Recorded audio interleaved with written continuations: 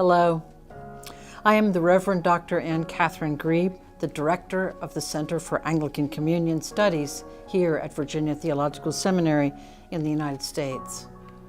It is my pleasure to tell you something about the work of the Center in the past, the present, and the future.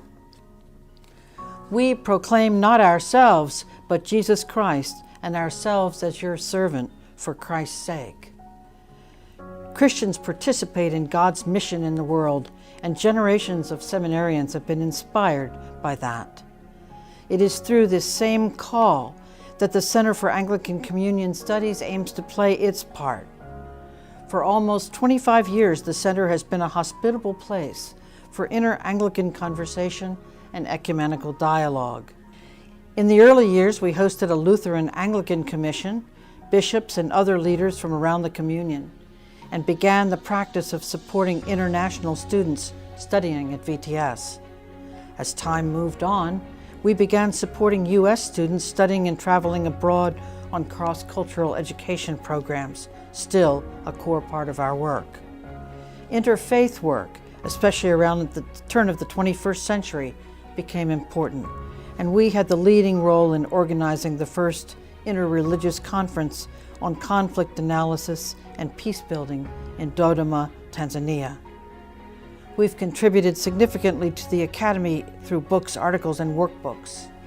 Recently, we've hosted communion sabbaticals for leaders of the Church, the Academy, and society, especially young women leaders from the Global South.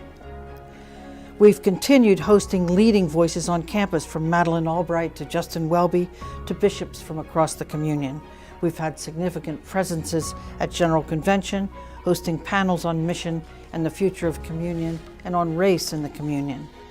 And we've convened in Canterbury with bishops from across the communion, gathering every 10 years or so.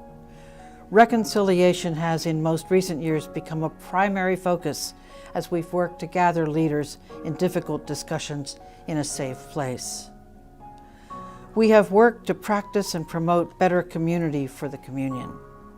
My own work in 2 theological and doctrinal commissions of unity, faith, and order has shown me how important building these relationships is for the welfare of the Anglican communion. Let me say a word about the present and our programs for this year at the Center for Anglican Communion Studies. Our theme for this year has been the Anglican Communion and Latin America. So we began with a forum on how colonialism worked, and then we talked about liturgy as incarnation and enculturation with 2 virtual guests from Brazil, Paulo Uedi and the Reverend Luis Coelho.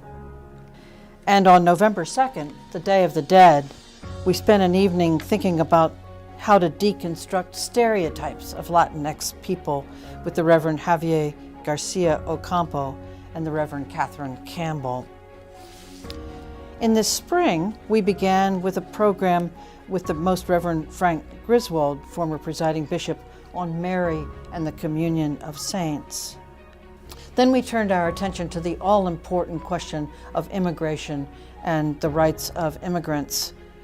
We spent an evening with the Reverend Canon David Ulloa Chavez, Canon for Border Ministries from Arizona, talking about a theology of the border and what it means to be in solidarity with people struggling to become citizens here.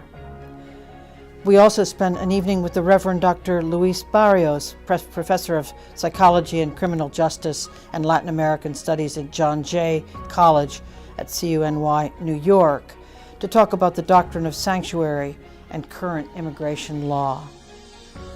On the evening before the anniversary of the martyrdom of Archbishop Romero, we watched the film Romero.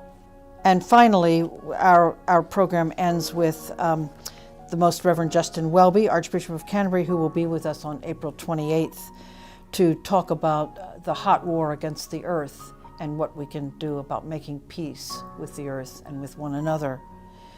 And one last program I'm really looking forward to, how the Church in Pakistan is advocating for women's safety, with Alice R. Garrick, Executive Director of Women's Development and Service Society in Pakistan. It's been a rich year for us. So much for the past and present. This coming year will be our 25th anniversary at the Center. The following year will be the 200th anniversary of the founding of Virginia Theological Seminary. Our theme for next year will be taken from a song many of us learned as children. Make new friends, but keep the old. One is silver and the other gold.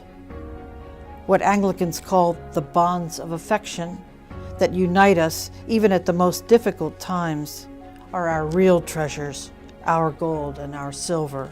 I'm so glad that the theme of this year's GEM conference is Women in Mission.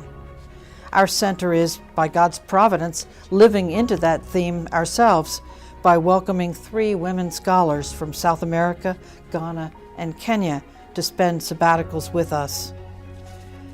Thank you for your good work, and God bless you all.